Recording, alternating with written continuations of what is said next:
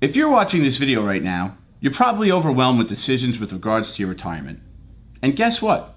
Folks aren't just born with the intuition to make all the right decisions at all the right times. But truth be told, in my experience, some people do catch on a lot quicker than others. And today, I'm going to deep dive into some of the most pressing decision-making conversations that I've had over the last decade in hopes of giving you the tools to make more informed decisions for yourself and better your own situation. Today I'm going to break down for you one of the most common things that I hear clients say that they wish they handled differently with regards to their paycheck through the course of their career, in addition to the exact 4-step system that I use every payday. This system has not only helped me build my wealth and focus on preservation and generating a legacy over time, in addition, it's helped me automate things and make my life a little bit more smooth. Here's the brutal truth. All too often, I see folks using their paychecks somewhat like a checking account, where they spend money after they get paid and eventually hope to use what's left over and potentially save for their future. But what if your paycheck could work like a systematic machine in an effort to help you work towards your goals in retirement? I've seen countless families throughout the years who I would consider to be very intelligent, hardworking individuals who end up having regrets as retirement nears. They've been contributing to their 401k or 403b throughout the course of their career, following the conventional wisdom as they thought they were supposed to, only to end up feeling sick to their stomachs when they end up crunching the numbers as retirement approaches. But here's what I've discovered that changed everything for me. I stopped looking at my paycheck as money to spend and shifted my mindset to looking at it as an engine for growth for the future. And this shift was much deeper than a basic budgeting plan. This was an understanding that every dollar that came into my bank account had a job, and some jobs paid better than others. When I made this mindset shift, something incredible happened for me. Rather than feeling overwhelmed by having to make every financial decision one by one, I started to notice patterns and seeing how different changes could affect other outcomes going forward. And that's when I developed my 4-step system. So when my paycheck hits my account, these are the exact things that I do. Step 1, make sure that I'm immediately contributing enough to take full advantage of my employer retirement match. In understanding the shocking statistic that about 25% of people that are employed do not contribute enough to take advantage of their employer match to the full extent, I knew that I did not want to be part of the stat. And here's why I choose to make that step 1 rather than step 4, which might be a little more common. By prioritizing the 401k match first, I can ensure that I'm getting every bang for my buck. And in the instance here, I contribute 5% of my paycheck to my 401k, and my employer matches 4% of that amount, for a total contribution on a biweekly basis of 9%. Let me give you an example using dollars and cents here. If I make $100,000 a year and I contribute 5% of my pay, that's $5,000. My employer match is 4% of that pay, which is $4,000, which accumulates to a total of $9,000 of contributions throughout the year. Over the course of a 25-year period, assuming a rate of return of about 7%, that employer match can grow to about $250,000 alone. But here's the psychological win that I experienced by having this set up automatically. By contributing in my paycheck before it even hits my bank account, I have this money saved up before I can see it and spend it on something. Now, while many might stop here, let's take things a step further. Step 2 in the process is taking a portion and saving it in a non-retirement oriented investment account, which I call my flexible wealth bucket. And while I have total empathy for those and understand that it might not be too easy to save above and beyond the 401k contribution, I can't stress enough how much this factor in step 2 has helped me personally over the years. This also required a mindset shift. However, having an understanding that the 401k contributions that I was making was geared towards retirement was great. In addition to that, understanding that life can throw curveballs or opportunities at any time let me know that I need to save money in a different way as well. I started to wonder about other things, like what if I wanted to purchase a home, or purchase a business, or potentially take advantage of other investment opportunities over time. By taking advantage and saving in a non-retirement oriented investment account, or that flexible wealth bucket, I would build up wealth that I could use for those opportunities if they were presented to me.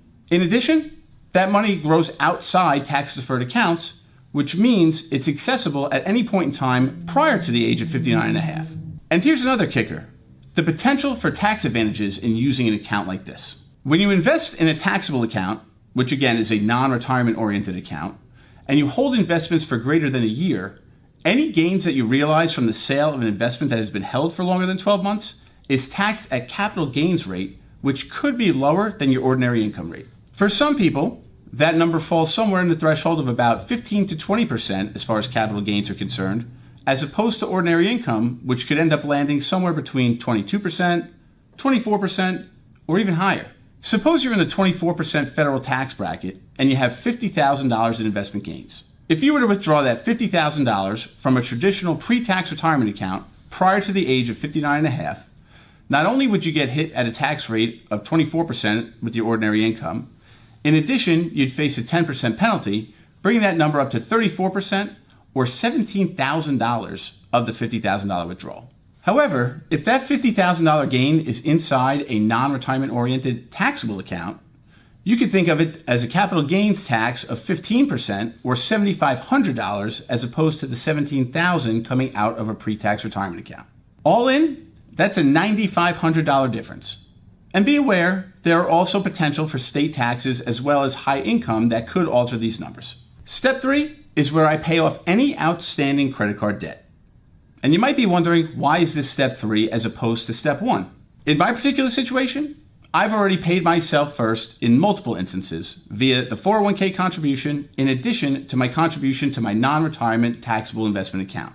The money for my credit card payments is what's left over after I've checked the boxes for my personal savings dedicated towards my future. In addition, it also helps create a psychological constraint for me in not allowing lifestyle inflation. And I do want to be clear that my credit card covers all of my non-discretionary spending and I pay it off in full every pay period. This includes things like my groceries, my gas, and my utilities. Many times, you might see people hit this in the reverse order, where they'll pay off all of their expenses in addition to making the minimum payments on their credit cards and then try to save what's left over after. The problem I personally encountered with that strategy is that somehow, some way, the money always finds a way to leave my bank account before I can end up prioritizing my savings. In following the strategy the way I do in implementing those steps, I live within the constraints that I set on myself, and again, I don't allow my lifestyle to creep to higher expenses. I do want to be very clear on one fact here, and that is that I personally pay off my credit cards to a zero balance each pay period, and that is non-negotiable for me. One of the main reasons for this thought is that typically you can see credit cards carrying an elevated rate of interest, somewhere between 18 to 24%. With that, if I'm carrying a balance on those credit cards, there's a chance that I'm paying more in interest than my investments are earning. Consider this.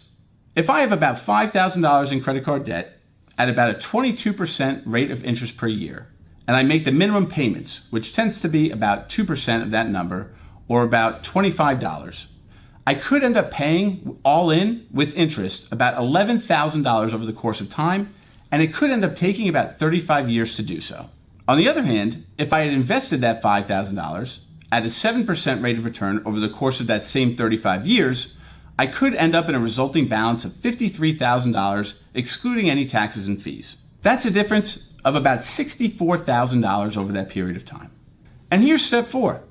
Everything left over is up for discretionary spending on things that I consider to be fun. And here's where it all comes together. By the time I've reached step 4, I've already made my contribution to my 401k.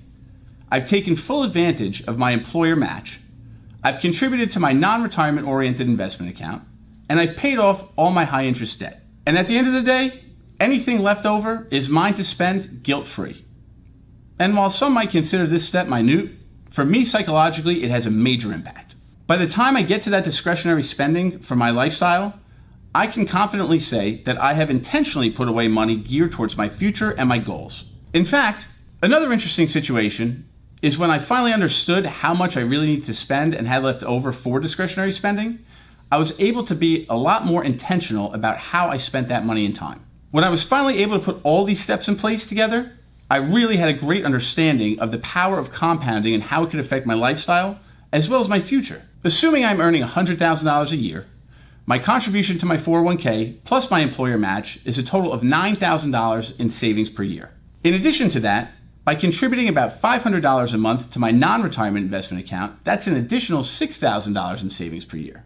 If I assume a 7% rate of return over the course of a 25-year period, my 401k balance could end up at about $550,000.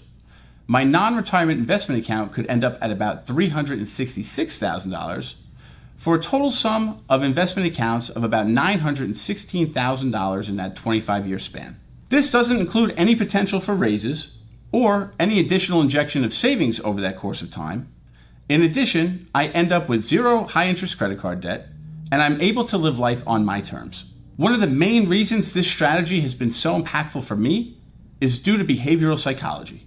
While many strategies might rely solely on willpower and discipline, I wanted to implement strategies that could eliminate as many variables and streamline my life as best as possible. For steps 1 and 2, they're fully automated. I don't even think about them, and I don't see the money hit my bank account. Step 3, as I mentioned earlier, is somewhat of a forced constraint that again contains my spending and disallows any type of lifestyle creep. And step 4 finally allows me to enjoy my money that's left over guilt-free, which does help make this strategy sustainable in my case over the long haul. And for me, where the most powerful part of this situation comes to play is that I've aligned these automated savings and tactics with my long-term goals. After doing this for an extended period of time, I've been able to see exactly how I save and spend money, and that has allowed me to live life intentionally. And although this could sound great, there is a question that comes to mind which we have heard on many instances before, and that is, what happens if my lifestyle changes?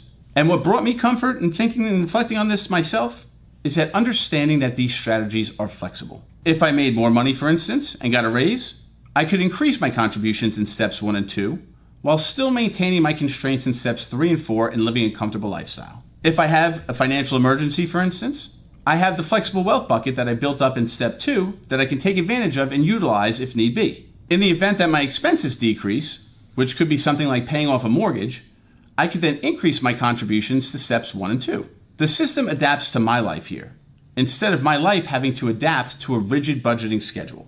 And let me share one more tidbit with you that I have found very important when trying to figure out the best system for me.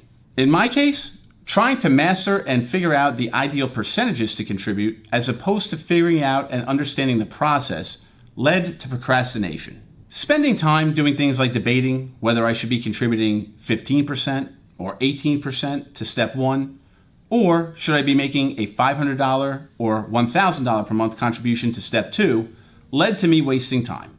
Along my journey, I realized that perfect is the enemy of good. And moving forward, one step ahead of the other, and making the changes that I needed to in getting started, allowed me to have a greater impact than understanding what those perfect rates of contribution actually were. Keeping in mind the importance that I can change the contribution rates at any point in time. However, actual time is something that I cannot get back. In starting with amounts that I would now consider to be small as I started years back, I was able to put a plan in place and take the first steps forward.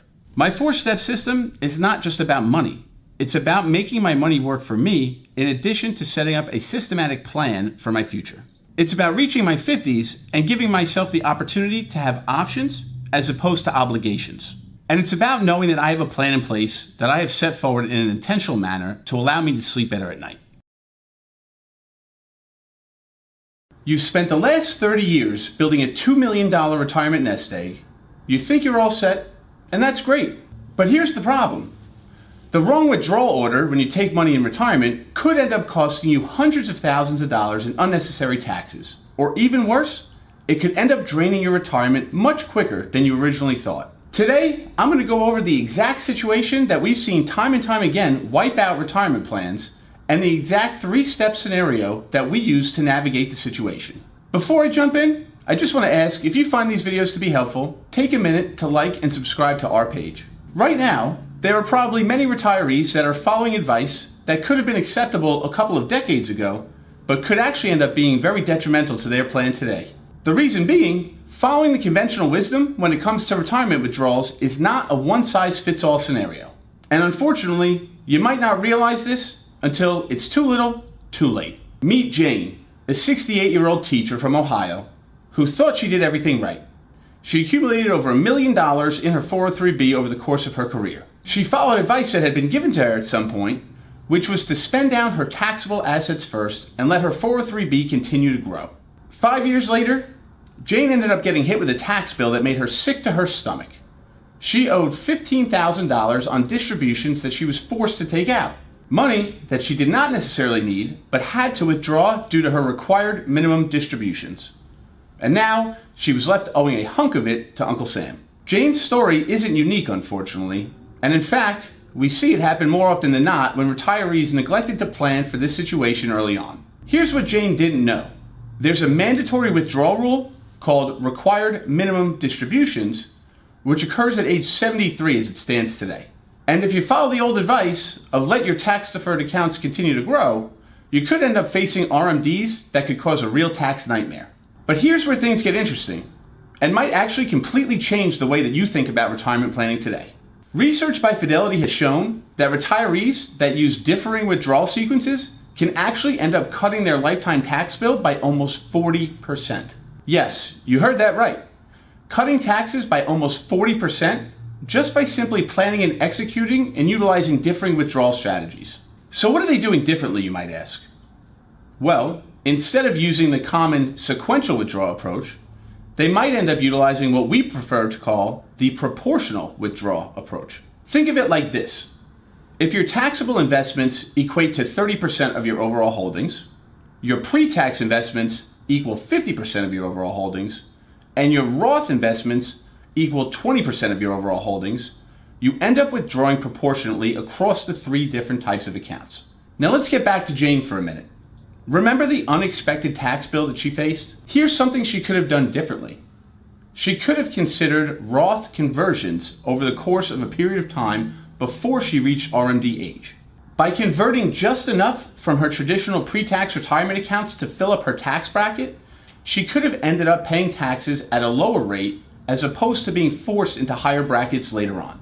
This strategy is also known as bracket filling and could end up saving folks a significant sum of money over time. With this strategy, we often find that timing can be crucial, and there are certain windows of opportunity to be on the lookout for. The optimal timing, in my opinion, occurs when you might be in a lower tax bracket between retirement and RMD age, in which case you could potentially have a number of years to make these changes before you're forced to take withdrawals. There is a caveat to be aware of, though, when it comes to Roth conversions.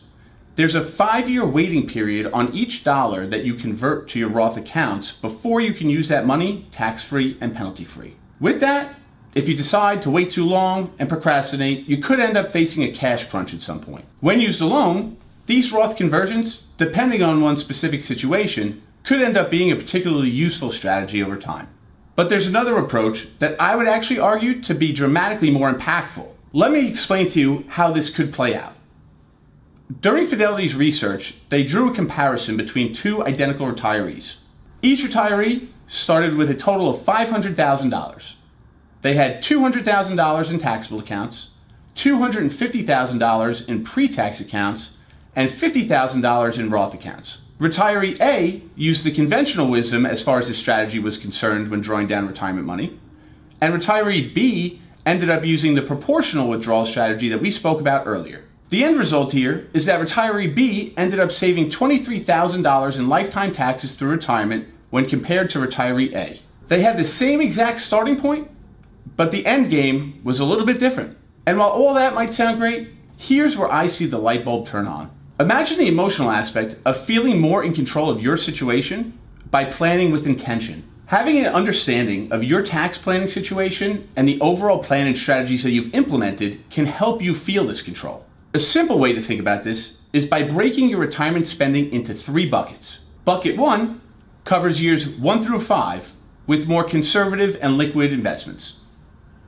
Bucket 2 is more moderately growth oriented, and that'll cover years 6 through 10. And bucket 3 is for years 10 and beyond, and that's where you could consider implementing your long-term growth strategy. This isn't just about organization of your assets. This is more about gaining psychological confidence and feeling in control of your assets and spending when you could go through times of market volatility or downturns. In the event of a correction or a significant drawdown, you could actually end up feeling okay knowing that you have a plan in place that accounts for different times during retirement. Now combine the situations we spoke about earlier by implementing your bucket strategy in tandem with your particular tax planning strategy, and you could be surprised at the results. Although everyone's situation is different, a basic example of this goes as follows. Utilize bucket 1 to manage your tax bracket, utilize bucket 2 for your Roth conversions over time, and utilize bucket 3 for your long-term and potentially tax-free growth. Each withdrawal decision here serves multiple purposes, not only meeting your income needs, but allowing you to withdraw tax efficiently over retirement. And there's one more layer that could actually amplify things even further. Take into account here that higher income doesn't just mean higher taxes, but it can also mean higher Medicare premiums as well. These income-related monthly adjustment amounts, or IRMA, could end up adding thousands of dollars to your healthcare costs over time. Understanding the connection here can be crucial in making a plan that allows you to avoid hitting these thresholds. In this event, you're not just saving on taxes, you're also potentially saving on somewhat hidden costs that could eat up at your retirement savings. And this brings me full circle, because every dollar that you save, whether through taxes or other costs, are dollars that can remain invested over time. Each year that you can extend your retirement income is another year that you might have more peace of mind. A quick but rather important reminder here. When it comes to your RMD or your required minimum distribution, there could be penalties associated by not withdrawing properly. If you miss a required minimum distribution, the IRS can impose a penalty of up to 25% of the amount that you should have taken out. To be clear here, that's not just a 25% tax. That's a 25% penalty in addition to the taxes owed on the amount that was supposed to be withdrawn. And these RMDs start whether you're ready or not. As mentioned earlier, this year, they start if you turn age 73. Reflecting back on the Fidelity research that we spoke about earlier, where retiree B ended up saving $23,000 in taxes over the course of his retirement, was great. However, I'm not as focused on a number, but rather creating flexibility for your overall picture. And flexibility is what I feel could be one of the most important parts to your retirement plan. For every day spent delaying or exploring making the decision to implement these strategies, your window of opportunity to implement them could be shrinking. The earlier you start, the more time and flexibility you have to consider which strategies might be best for you. And if you're taking RMDs already, don't worry. The window of opportunity is not closed. On the other hand, if you're years away from taking your RMDs, that window of opportunity could end up being tremendous. Regardless of where you're at on your journey, exploring these situations and understanding which strategies might be worth it for you could end up being time well spent. When strategizing with our clients, we don't just focus on one piece of the puzzle. We look at a multitude of things, including income planning, tax planning, Medicare planning, and investment management, among other things. Variables like federal taxes, state taxes, and Medicare surcharges could end up having a rippling effect through your withdrawal decisions. We like to think of it by saying that we're not just here trying to manage money, but rather orchestrating a symphony that plays out over the course of decades. And the beautiful thing is, once you have a plan in place that makes you feel confident, the things that might have felt crazy and complex earlier in life might feel a lot more simple and relaxing now. And I want to make it clear, you don't need to be a tax expert to implement these strategies. You just need to follow a simple framework.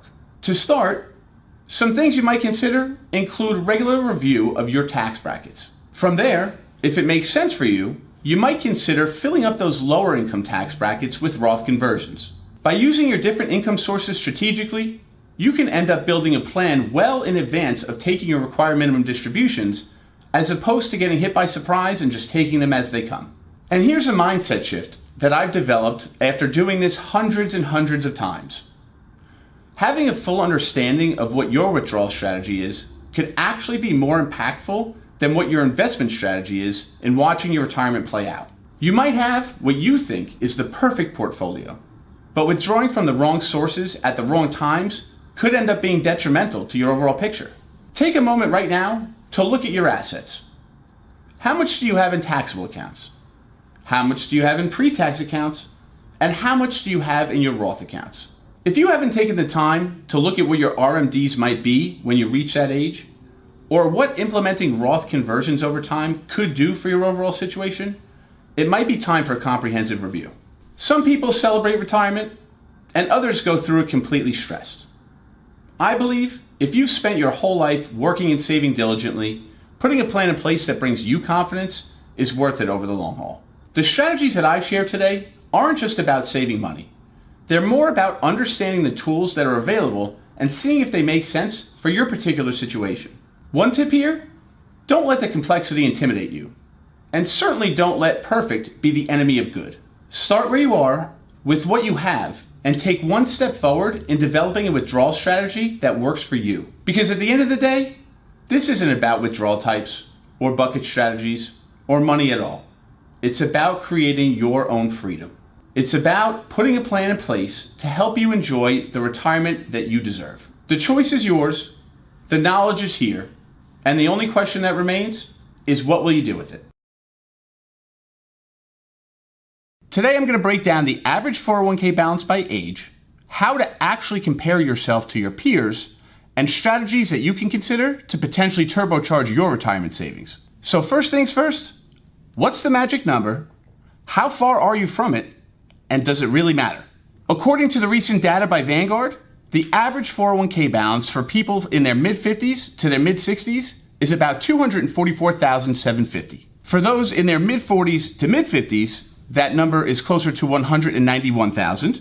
And for savers between their mid-30s and mid-40s, their average 401k balance is about $97,000. Now, although there is an idea that there's a magic number out there as far as retirement savings are concerned, which, in doing some reading, that number tends to fall somewhere around 1.26 million, the real question becomes, how is it relevant to your situation? When you take a minute to digest the recent data cited by Kiplinger, for instance, the median 401k balance for those between the ages of 55 and 64 is about $185,000, while the median balance for those between ages 65 and 74 is closer to $200,000. The significant gap between the assumed target of 1.26 million and the reality of what the numbers are between the different age groups brings to question, what does it mean for you?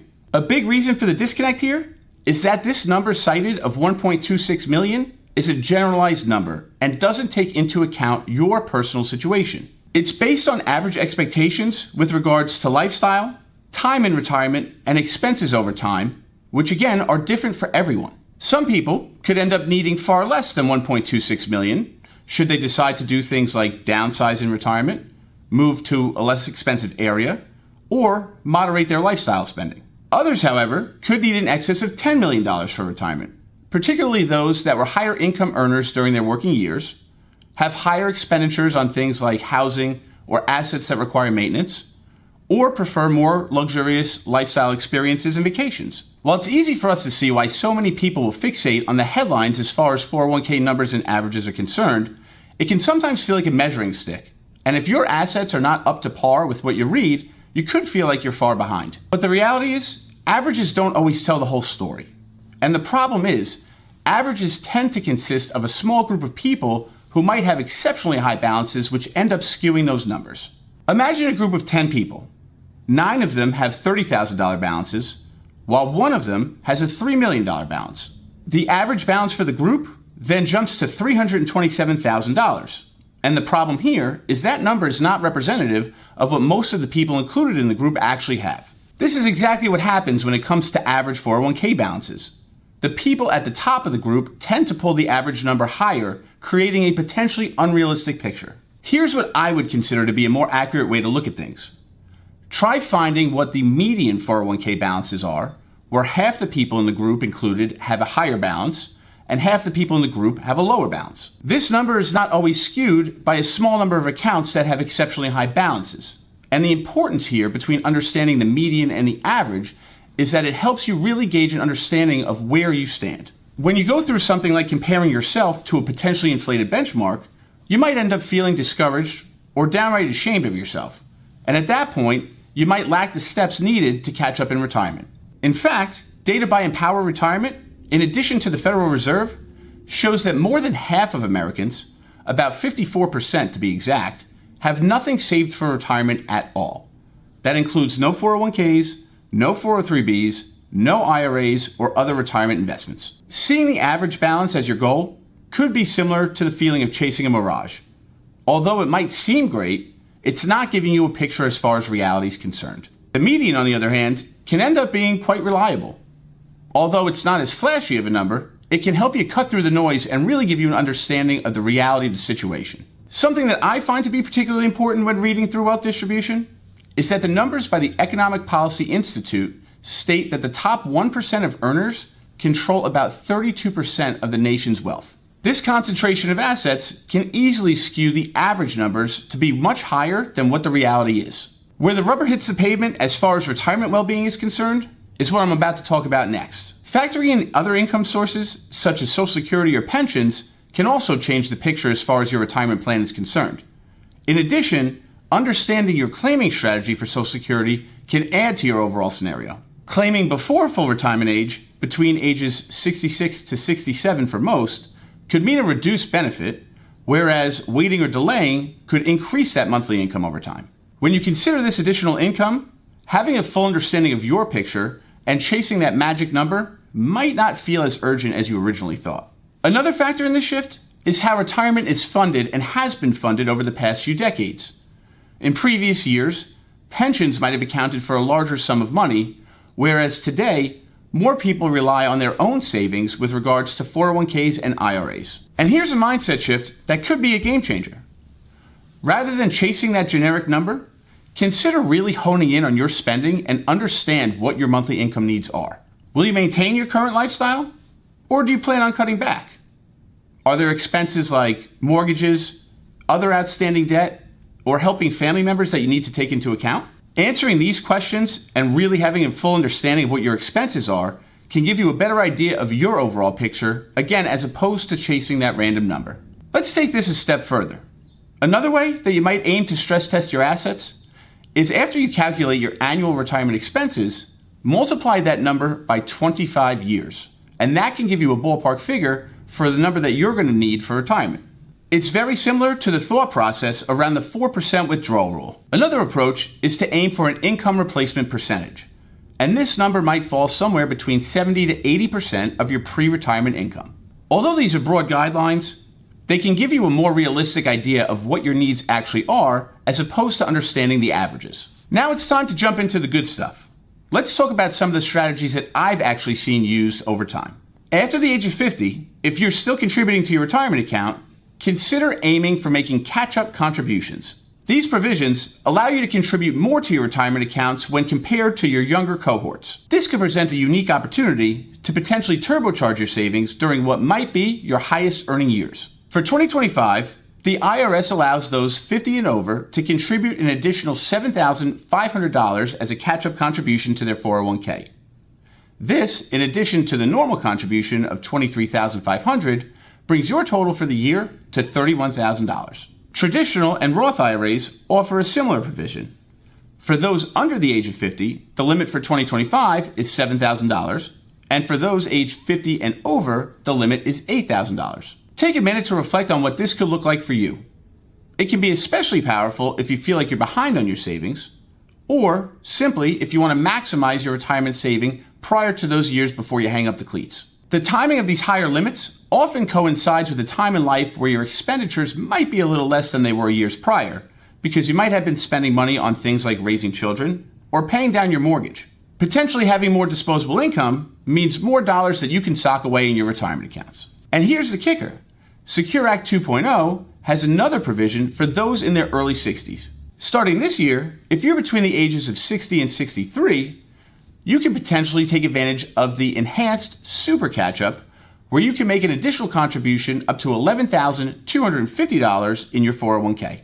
This increase is designed to give those in that age bracket an additional push before they reach retirement age. For those taking advantage of this additional enhanced super catch-up contribution, your contribution limits for the year could end up exceeding $34,000, and that doesn't take into account any potential employer match. The impact of these higher savings rates can be further amplified if you're able to experience compounded growth over time as well. Simply put, even if you're only a decade away from retirement, the potential for these additional gains to compound over time can grow substantially. There is something to be aware of, though, when it comes to these catch-ups. If you plan on trying to take full advantage, it's very important to understand how your specific plan handles them. Some employers automatically allow eligible participants to exceed the standard contribution limits, while others might make you manually make these changes on your own. It can definitely be a prudent idea to speak with your HR manager to have a full understanding of how your plan works. Even if you can't hit the full catch-up right away, another thing to consider is to potentially increase your contributions by a percentage year over year. The real benefit of catch-up contributions can go far beyond the numbers. These provisions can give one a sense of control and progress towards their goals, especially if you might have faced setbacks earlier in life that prevented you from making the contributions that you wanted to. And I've personally seen in multiple instances where when folks know that they have a tool to enhance their savings as retirement nears, they feel an ease of anxiety and they feel empowerment. And while these catch-up contributions can be a very powerful tool, combining them with the next strategies can make the impact even greater. Number one, start with your savings rate. Increasing the amount that you put away over time can make a direct impact on your retirement account. Doing something like automating your contributions can be especially powerful, whether it be from your bank account or your paycheck. Making these consistent contributions over time in an automatic fashion can remove the thought process of having to think about saving when you don't want to. In addition, many 401k and 403b plans might allow you to choose a percentage to contribute, which you can make adjustments to online. Something I found to be particularly useful in this instance is trying to increase your contribution by 1% per year or increase it whenever you get a bonus or a raise. This might be able to be automated as well. Once put in place, these incremental changes might not seem as big of a burden and could potentially give a great boost to your retirement savings, especially if compounded with the potential for market growth. A quick tip here, which could make the decision even easier. Drill down on all of your discretionary expenses. Minor adjustments, like eliminating unnecessary streaming accounts or choosing to dine out less often, could equate to more dollars that you can contribute to your retirement plan. And the next step might seem like a no-brainer. However, it pains me to see how many people don't take full advantage of this. Understand and focus on maximizing your employer's match. Sometimes considered free money.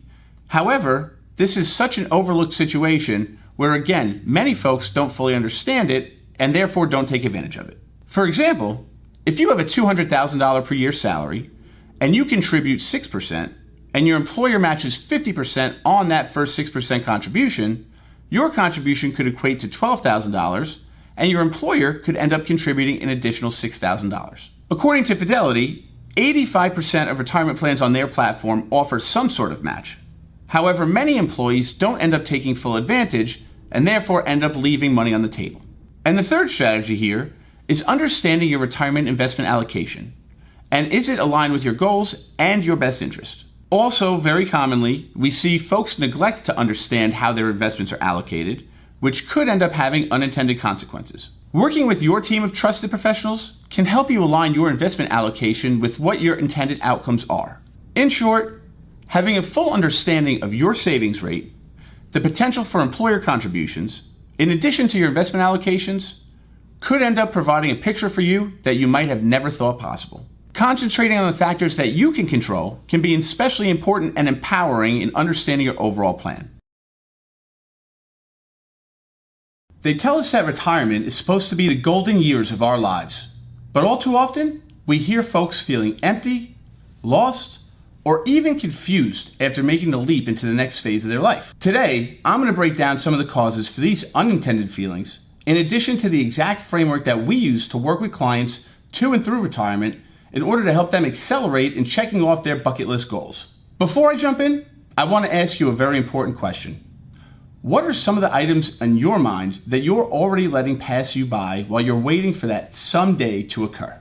Picture this. You're in your early 60s. You have a great defined list of things you want to execute on, including learning a new language, traveling to all the national parks throughout the United States, visiting and spending a month in Costa Rica, and even learning how to cook in Italy. But 3 years into retirement, you take a minute to think about things, and you realize you've accomplished exactly none of them. Not because you couldn't afford it, or even that health issues might have slowed your pace, but because you've fallen into a trap all too common, falling into the gap between dreaming and doing. The Institute for Financial Wellness found that while about 78% of retirees have a bucket list formed, only about 23% of them actually make progress towards doing what they want to do. The rest, they get stuck in what I would call the someday cycle. An endless cycle, which turns into a month of procrastinating, a year of procrastinating, and could eventually turn into never getting anything done at all. So what separates the 23% of folks living out their dreams and the others that don't end up doing what they want? It's not money. I would not say that it's health. But I would say that once you fully understand it, it can empower you and help you reach towards your dreams. It's a lack of structure and building a defined plan surrounded by accountability, which is why I'm going to show you my process today. Think about it. For somewhere between 30 to 40 years, you've built your structure in your life around the workplace and your career. Deadlines created urgency, meetings created accountability, and paychecks created motivation. Your days probably had shape, direction, and purpose. And then all of a sudden retirement hits and silence. No one's out there asking you for updates on your Italy trip. Nobody is asking you on your progress as far as learning a new language. And no one is asking about an update as far as visiting the national parks. And without external motivation and accountability, I've seen even the biggest dreams fall by the wayside. I call the system that we utilize the bridge system, which is a method that bridges the gap between your dreams, your goals, and actually taking action. The B stands for budget, and not just what the costs associated with the trip are, but actually having a detailed outline of how money is going to flow over time. R is realistic phasing, breaking those big picture items into small, more actionable, easy to tackle steps. I is for intentional structure, creating a foundation aside from that 9 to 5 that you've been used to your whole life. D is dynamic flexibility, adapting to change as it occurs. G is goal celebration, the psychology of progress. And E is emotional preparation, handling the transition and the feelings that come with it that all too often are not spoken about. Let me show you exactly how this works. Many times, folks might approach something like this, but they could be doing it backwards. They look at their savings and ask, what can I afford? But this can bring about a mindset of scarcity and planning for limitation, as opposed to expanding your mind for your dreams. So I start by asking, what would make retirement meaningful? If I had 1 year to live, I had all the money in the world, and my health would be perfectly fine, what would I do that I haven't already accomplished? The key that I find here is that once you budget for your dreams, everything else seemingly falls into place. As opposed to figuring out what's left over after budgeting for your dreams, where again, things can go by the wayside quite easily. With that said, I think money here is probably only about half the battle. The other half is something that I would argue could be even more stressful, and that's why it's important to touch on. For decades, you might have had conversations where people would ask, what do you do for a living? And you always had an answer, whether it was an educator, a nurse, a lawyer, or a doctor. You had something to say which was more than just your paycheck. It was your identity. Then one day retirement hits and that identity is gone. And although you might have all of the money and health in the world, you feel lost and empty inside. We approach addressing this with what I would call identity anchoring. First is values excavation. What values of your identity through the workplace do you want to carry on with you through retirement? Next is purpose projection. Identifying and figuring out your why and how that aligns with your goals and values. Last is story building. You're not just retiring from something, you're retiring to a new phase. An example of the emotional timeline might go something like this. Months 1 through 3 is the honeymoon phase. Your newfound freedom and flexibility feels amazing. You're doing some of the small things that you want to get done, and everything tends to feel great. Months 4 through 8 is the reality phase. That's where the reality starts to kick in, and you might ask yourself, now what? Months 9 through 12 tends to be a pretty important inflection point, where some people might start to feel less than desirable feelings and could eventually develop things like depression, anxiety, and the feeling of being lost, while others are able to power through and break through to the next chapter in life. Understanding this, we like to prepare for months 9 through 12 before we even start month 1. And even at this point, where retirees might find that they have a clear vision as far as their financial and emotional well-being, they might end up making plans, spend hours of research, writing things down, and never taking the next step. Important to note, there are psychological reasons as to why this could happen, and understanding them could better empower you to move forward with your dreams as opposed to continuing to procrastinate. I've personally felt this phenomenon multiple times, where the closer I get to achieving a goal, the more motivation I have to push through the finish line. And on the other hand, the further I am away from a goal, the more roadblocks I put in place in my own head, and it makes it a little bit harder to get started. This is where I start to take smaller steps, or micro progressions. Take planning that trip of a lifetime, for instance. I'll take this big goal and break it down into smaller, more achievable pieces. In week 1, take the time to research travel companies and what's available to you as well as their pricing structure. In week 2, join a travel group so I can hear real-life experiences from folks and what they enjoyed and what they didn't. In week 3, acquire any other clothing or necessities that I need for my experience. And in week 4, I make the commitment to book the trip. Rather than trying to tackle the entire task at once, I break the goal down to smaller, more manageable pieces, which allow me to feel that confidence as I go through each goal step by step. Another caveat that I have found is that having strict, regimented bucket lists over time can actually add pressure to the situation and cause for breakdown. In understanding that life can throw curveballs, taking a flexible approach allows me to brush some of the pressure off my shoulders and feel better about progressing towards my goals. Maybe I hit a roadblock, and my major goal in that big trip gets postponed.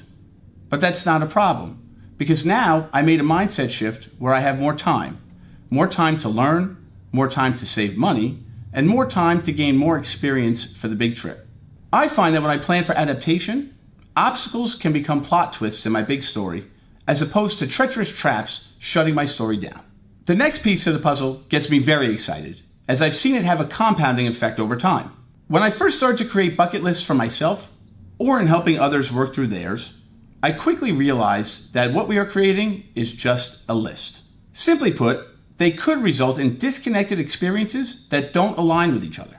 So I started to connect the dots to further enhance the fulfillment around these dreams and goals and make them a more connected purpose. But the most fulfilling retirement dreams can create a compound effect. Each one builds on the next, making them more and more meaningful as you progress through. Your travels could end up progressing into artwork, and your artwork could end up progressing into novels. Novels could result in volunteer work, in reading to hospital patients, which could further expand your network in resulting in additional friends to travel with.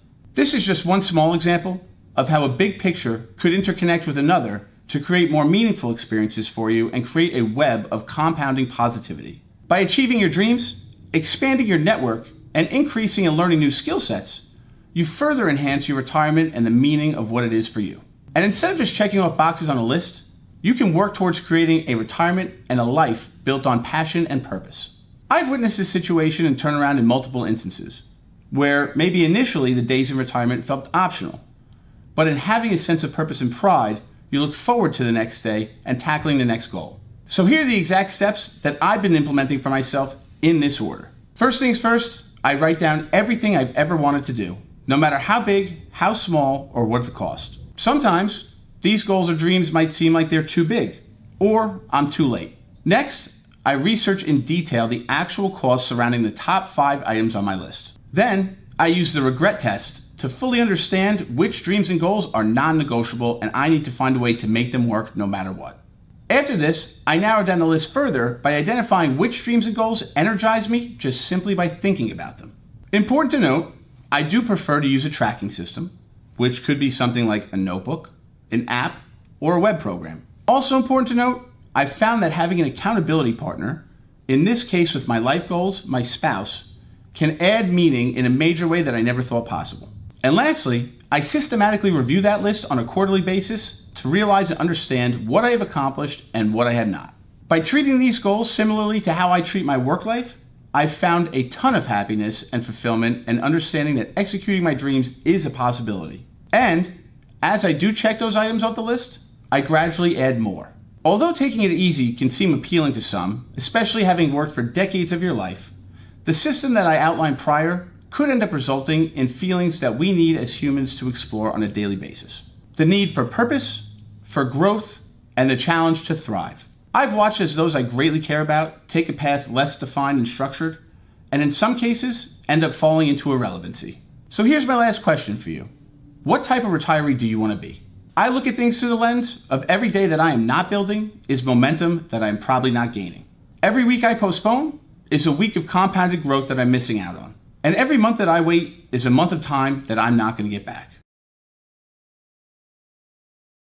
What if I told you that everything you thought about money bringing you happiness in retirement was wrong? You'd probably think, oh, here we go again, don't spend more money, as you might have heard before.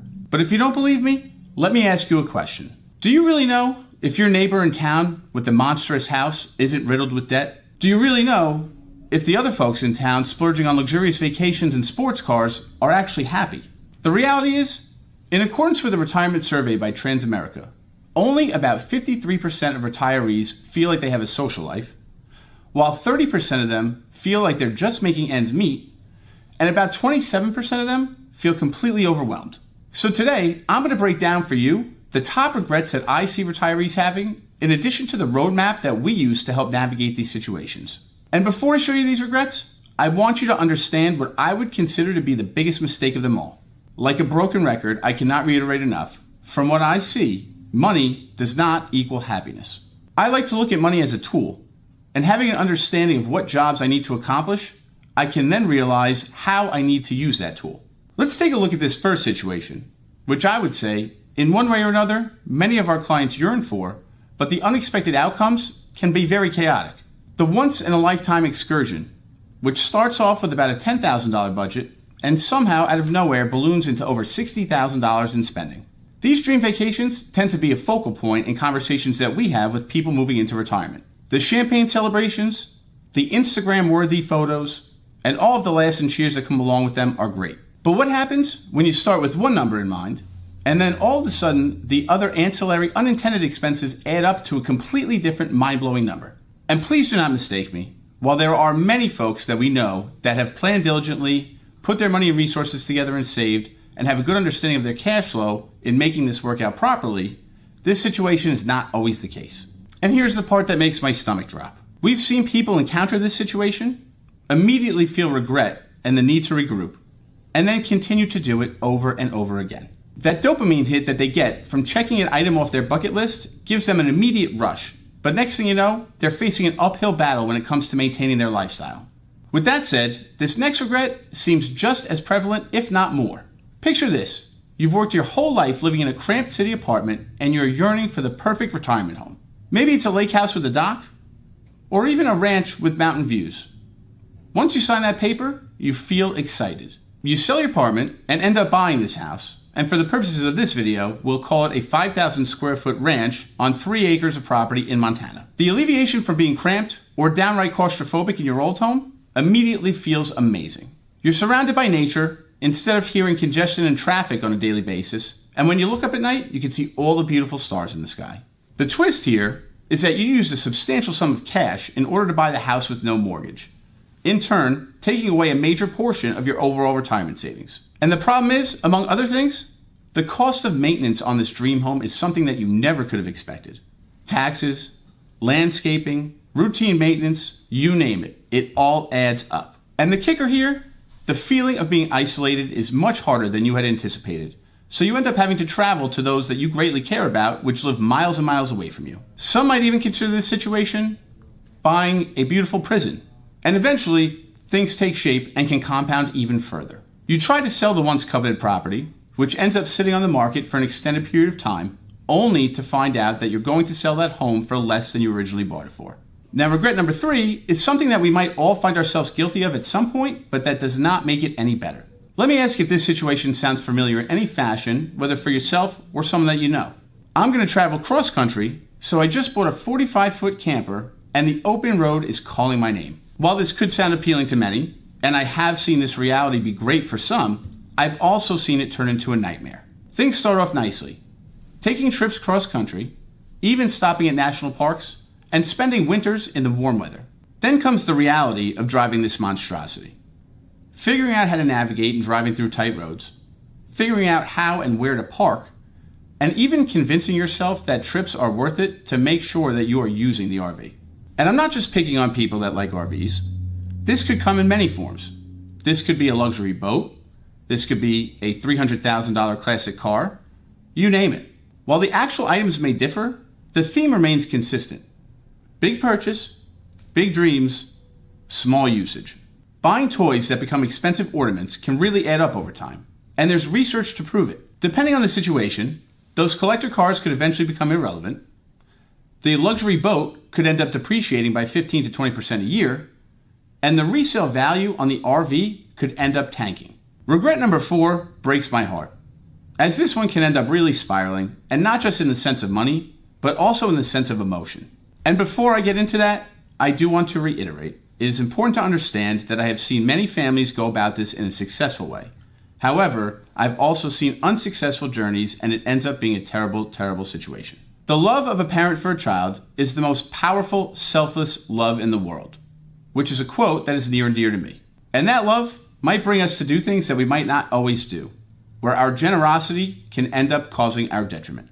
After saving our entire lives to make sure that we have a comfortable future situated, we could end up shifting our focus to our children to make sure that they're set up properly as well.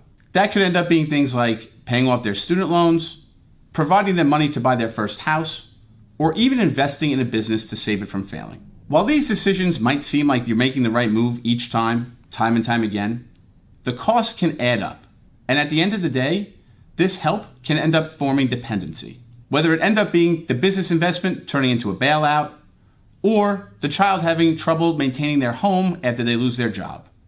They are not great outcomes. Next thing you know, you're out hundreds of thousands of dollars and you have nothing to show for it. A survey by Savings.com showed that about 50% of U.S. adults with grown children over the age of 18 are supporting them financially in some fashion. Furthermore, a survey by Thrivent showed that about 40% of U.S. parents had their retirement savings impacted by supporting their adult children as well. This next regret, in my opinion, could turn one's retirement upside down. In addition, it could actually become a major headache during your working years as well. It seems like everywhere we look these days, all you hear about is passive income. You go to a seminar, you see a commercial, you hear an ad on the radio, and next thing you know, you're making $1 million investment in a rental property. And although fortunes have been made in real estate, the situations less often spoken about are the ones that I want to cover. Whether it's the tenants not paying rent, the lengthy and expensive process of eviction, having to deal with repairs to the property, or even getting phone calls at all hours of the night. These things take up time and money.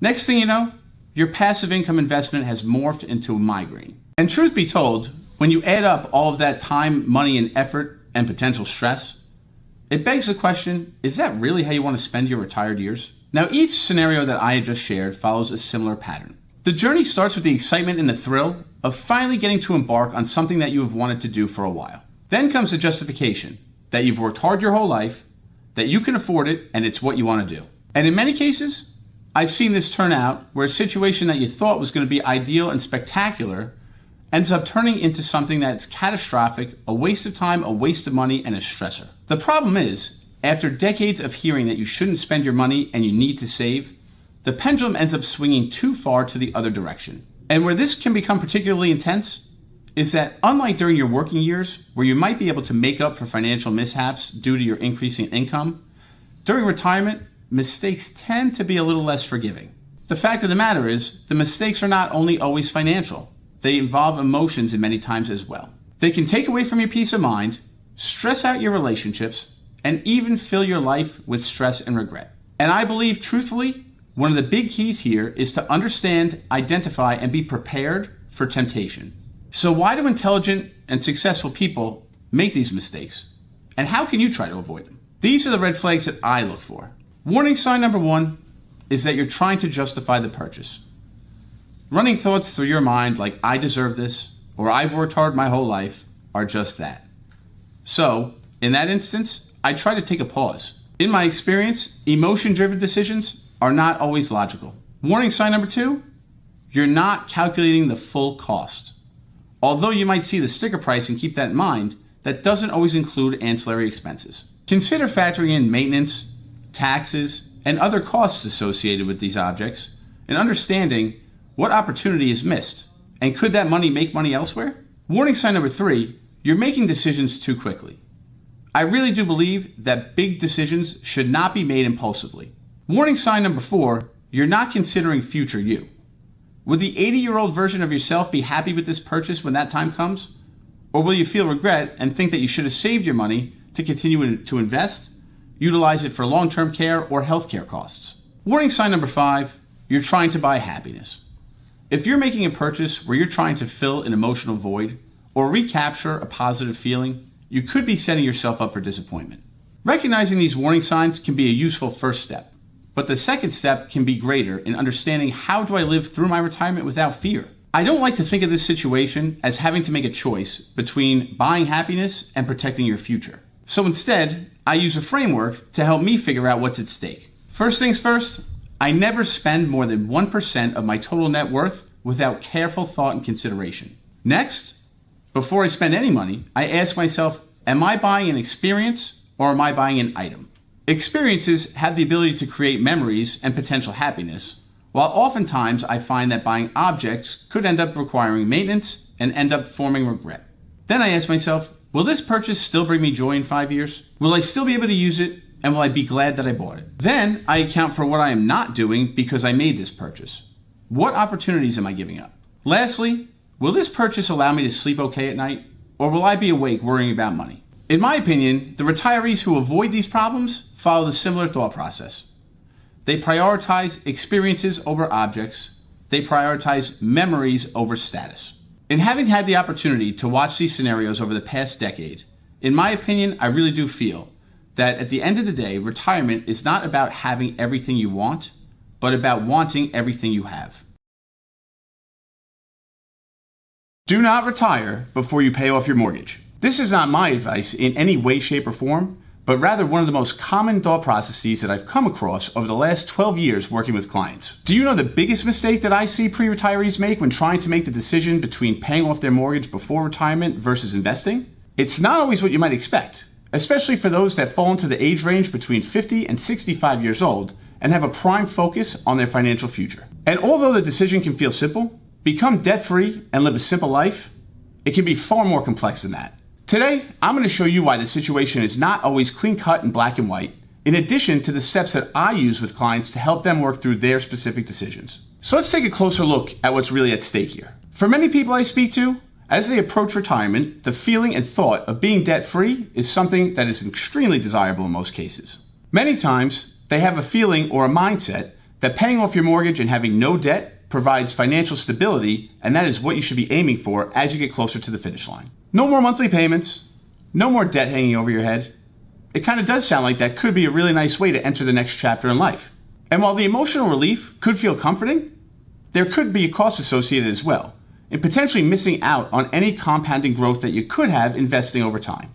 When you focus on putting every dollar that you have towards your mortgage, you're essentially tying that money up in an illiquid asset, as opposed to keeping that money free-flowing and liquid and potentially investing in the markets. Now picture this. You reach retirement, you're completely debt-free, and then an unexpected expense comes up, leaving you scrambling for liquidity as you tied up all of your money in trying to turbocharge those mortgage payments. In some cases, this could leave one scrambling for money, not knowing what to do, potentially having to take out a loan, or even selling investments at an inopportune time to create the needed cash. And this is where the concept of opportunity cost comes into play. Every time you take that extra money and you put it towards your mortgage, it comes with a trade-off. So let's put this into perspective. Over time, historically speaking, the S&P 500 has achieved a rate of return of about 8 to 10% annually, while mortgages in recent years fall somewhere between a 3% to 5% rate of interest. If your mortgage interest is at the lower end of that range, let's look at things through this lens. Consider the return, quote unquote, that you receive for paying that mortgage off early. If your mortgage is around 4%, that could be the rate of return that you're achieving on that money annually. But if you invest that same money in the stock market over time, theoretically, you could be achieving a compounded rate of return between 8 to 10%. A caveat that I find of importance to bring up is having the realization that that feeling of being debt-free is not just a rational calculation, but it also can be a very emotional decision as well. Knowing that your home is fully paid off could bring one a feeling of confidence and safety, which is very hard to ignore in the instances that I've seen personally. But the fact that you're locking that money up in an illiquid asset is something that I find also important to consider and something I cannot turn a blind eye to. The next factor I'd like to take into consideration is understanding how that interest rate attached to your mortgage could potentially influence your financial situation moving forward as you approach retirement. This single figure can be very important in having an understanding of which decision you should make. Should you be choosing to accelerate your efforts in eliminating debt, or should you be investing that money? As I stated earlier, if you have a low rate, around 3 to 4%, there could be a compelling case to say, hey, maybe you should invest this money instead. While markets can fluctuate, and there are certainly never any guarantees, let's just say, for instance, I have a 4% mortgage. Every dollar that I put towards that 4% mortgage saves me $4,000 for every $100,000 of debt per year. When compared to the compounding potential of the stock market, looking at a number between 8 to 10%, that same $100,000 could be gaining $8,000 to $10,000 annually. And I will say, as always, it's very important to take into account other pieces to the puzzle, such as fees, taxes, and your personal situation. Now let's take a look at the other side of things.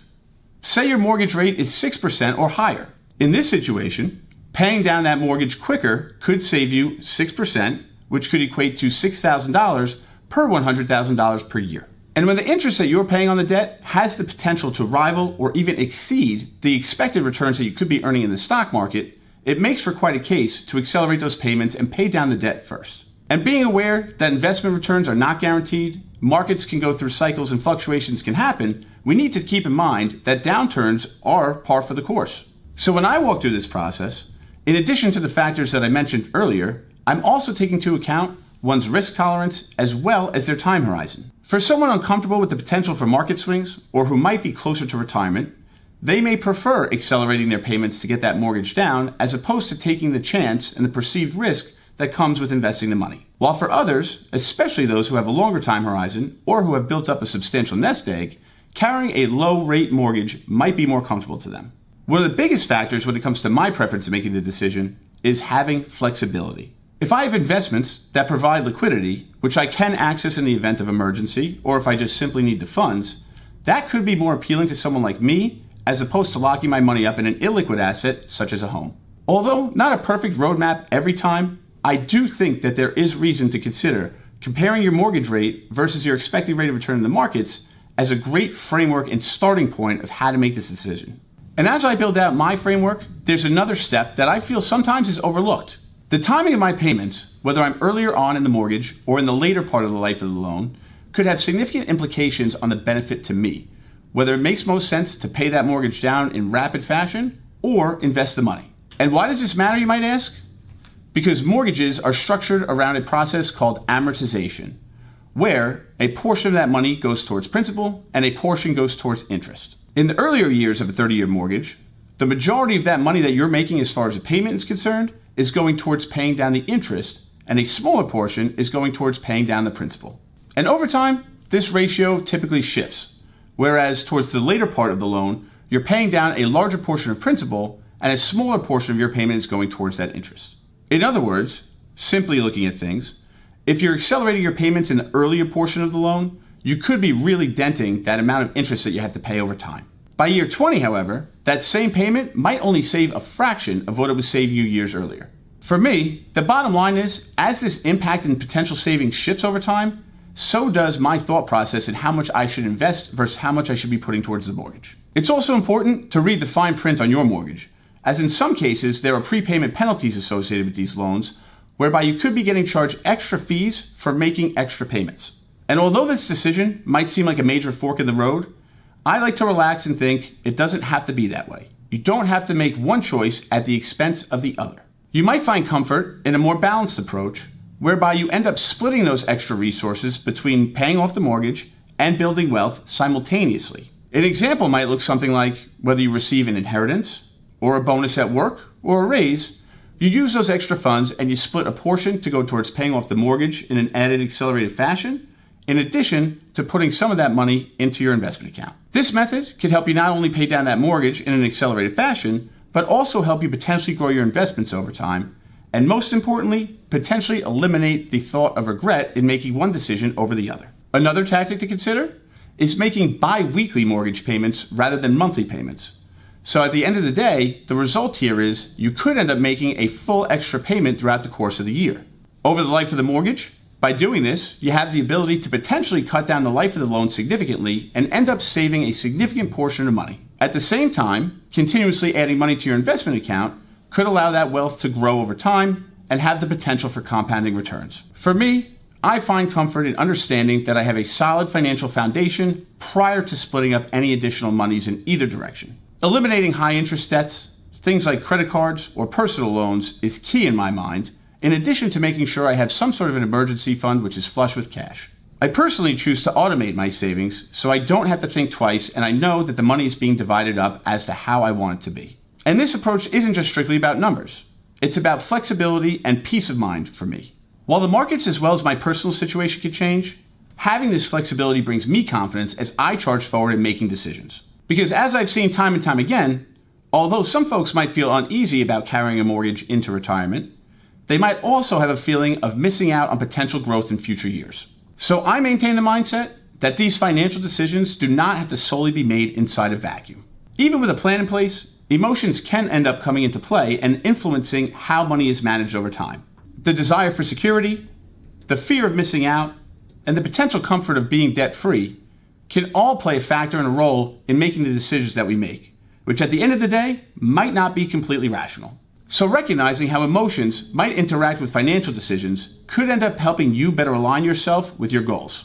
And while there might be the satisfaction of knowing that you've eliminated your mortgage, you have no more monthly payments, and this is the culmination of all of your years of hard work, becoming fully immersed in those feelings and mindset could potentially lead us astray and not bring us to maximize our full potential over time. An interesting example of this comes from financial writer Morgan Housel, who states in one of his writings that paying off his mortgage early was one of the dumbest things he has ever done. But he also stated that for he and his spouse, making this decision brought him a feeling of independence and confidence that far outweighed the potential for the gains that they might be leaving on the table otherwise. Their story illustrates how emotional comfort could outweigh objective analysis, even for those who know how to crunch the numbers.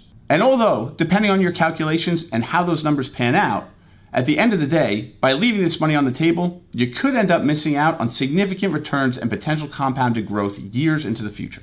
With that, regardless of the numbers, for those in a similar position or mindset of Morgan Housel, the ability to go to sleep at night, lay your head down, and know that you're debt-free and you can live in comfort might far outweigh any spreadsheet calculations. When weighing the decision in whether to pay down the mortgage in an accelerated fashion or invest the money, here's the 3 simple steps I follow. First, I compare the rate of interest on the mortgage to my expected returns from my investments. Second, I consider where I'm at in my mortgage term and how much liquidity I might need in the event of an emergency. And third, I try to find a balance of risk versus return and feeling of comfort in paying down my mortgage versus investing and how that aligns with my personal goals. As always, I find it helpful to work with a team of trusted professionals to help you come up with the best answer for you. Today, I'm going to cut through the noise and break down a highly debated topic: whether you should buy or lease your next vehicle. Whether you're cutting costs, accumulating wealth, or preparing for retirement, this decision has an impact that can last a lifetime. This choice can affect not only the size of your nest egg, but how long that nest egg lasts. And be sure to stick around to the end, where we're going to go through a 10-year case study with actual numbers, in addition to a framework that you can consider if you're faced with this decision. Now think about this. If you've gone through the process of actually having to buy or lease a car at some point, you might have come out of it shocked to find out exactly what expenses and costs are associated with the transaction. And in some cases, the real costs associated with leasing only become clear once you're going to sign the paperwork. Lease agreements can be filled with terms and conditions that quietly add up and might only be noticeable to those who are actually counting their dollars and cents. Some of the expenses that are often overlooked are the mileage limits and the charges that come along with going over, in addition to the wear and tear charges that can add up over time. You might find yourself excited at the thought of leasing a new vehicle, only to find out that every mile over the limit could cost you somewhere between 10 to 50 cents. On the flip side, unused miles don't get you any money back, which could lead to underestimating what your actual driving use is and put you in a pretty precarious position. Potentially more shocking is the thought of wear and tear costs, which could end up being another surprise expense. When you return your leased vehicle, typically the dealer will inspect it for anything beyond normal wear and tear. This can include things like scratches, dents, stained seats, or even worn out tires. Things that might seem like minor issues to you could end up costing over hundreds, if not thousands of dollars in repairs.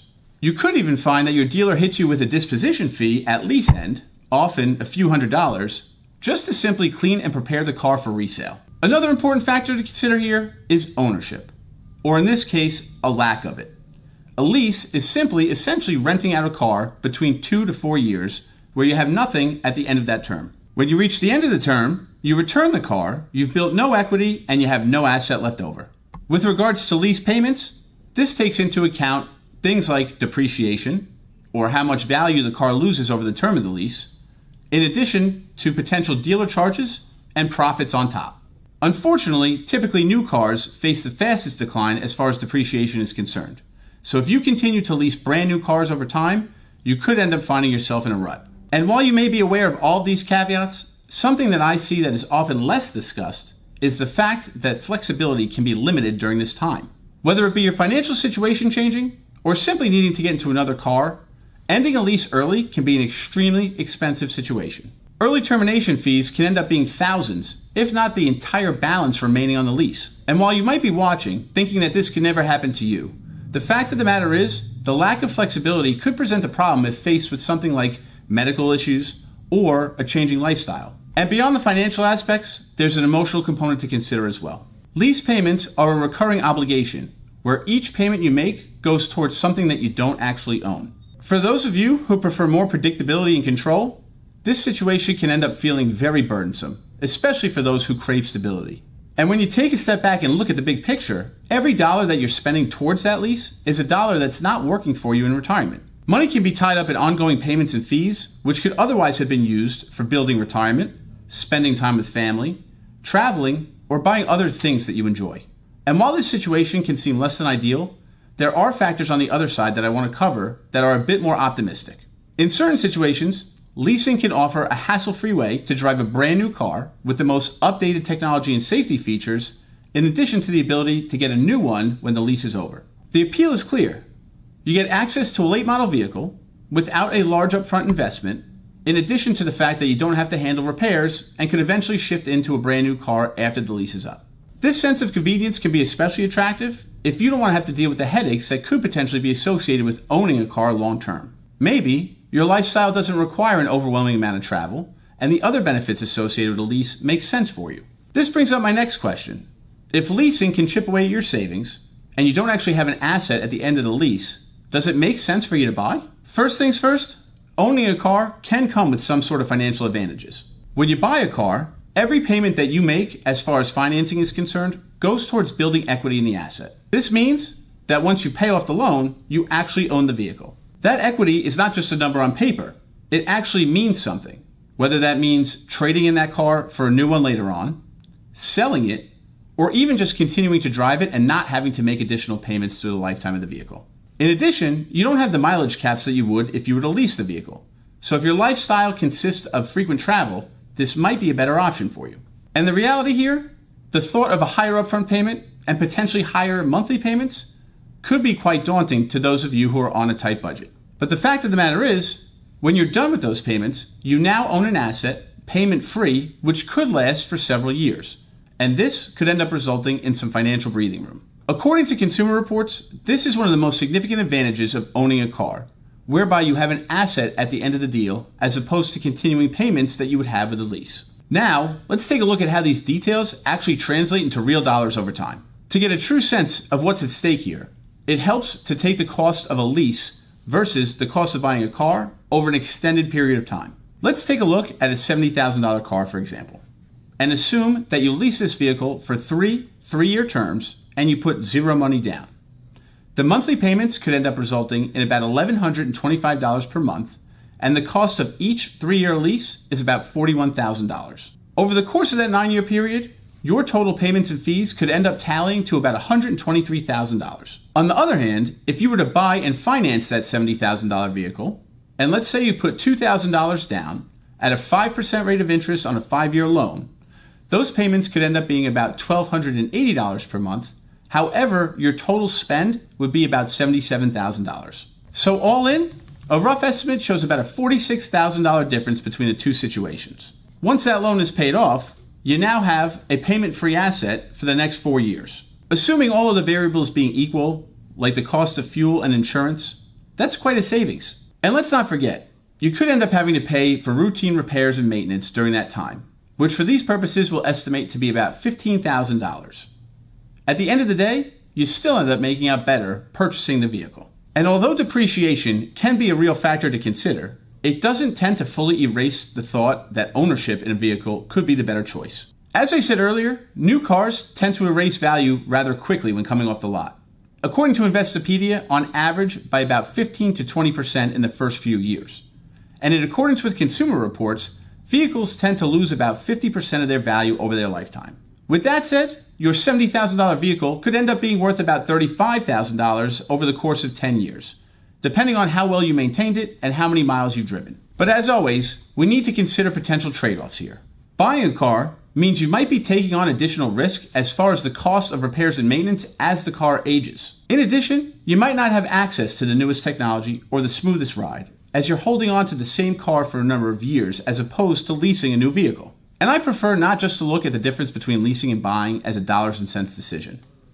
Obviously, we have to take a look at financial stability in the long haul, in addition to your level of comfort. One thing I will say is that I believe it's worth considering what matters most to you when making this choice, factoring in things like your driving situation, your life habits, and your overall financial well-being. So let's break down the exact framework that I use when trying to make the best decision for me. First, I start with a clear-eyed look at my own needs. I don't just boil it down to dollars and cents in the very beginning, but I understand how I want my life to function. What are my driving habits? What type of mileage am I putting on the car? Am I staying local or going for extended trips? And do I really need the brand new technology? If my mileage is on the lower end and I tend to stay local when making trips, maybe the lease makes sense. Next, what is my financial picture? What does my income look like? What are my expenses? And how is my overall budget? I actually take things one step further, and rather than just comparing leasing versus buying a new car, I take a look at leasing versus buying a car that is 2 to 3 years old. Then, I take a minute to reflect on my long-term plans. And when looking at this situation for me, I understand that a low level of stress could be added into my life by leasing when having to stay within a certain mileage limit or having to return the vehicle in perfect condition. For some people, these worries are quite minor. But for others, they can end up being a constant source of anxiety, especially if finances get tight. Owning a car can sometimes bring you a sense of calm, where you know that it's yours. If things change, you can make change because you have that asset, and you don't necessarily have to worry about it being in perfect shape. And this sense of control can sometimes end up resulting in freeing up mental space and having more time to consider doing things that you want, whether it's focusing on your family, on your health, or even figuring out your next big trip. To make an informed decision, consider gathering all the facts and taking your time. And if you're still unsure after you've gone through all these steps, take a minute to speak with someone that you trust, whether it's a family member, a friend, or a close advisor, to bounce some ideas off them. Sometimes you find that the answer is not purely financial, but more so what aligns best with your goals and values. And as you weigh your options, at the most basic level, remember the two numbers. The difference between buying versus leasing over the course of 10 years, in addition to having equity in an asset when you're done. Although leasing a car could end up in lower monthly payments, at the end of the day, you don't own the car. And although when making the decision to buy a car, you could end up with an asset at the end of the term, you don't necessarily have the newest thing out there.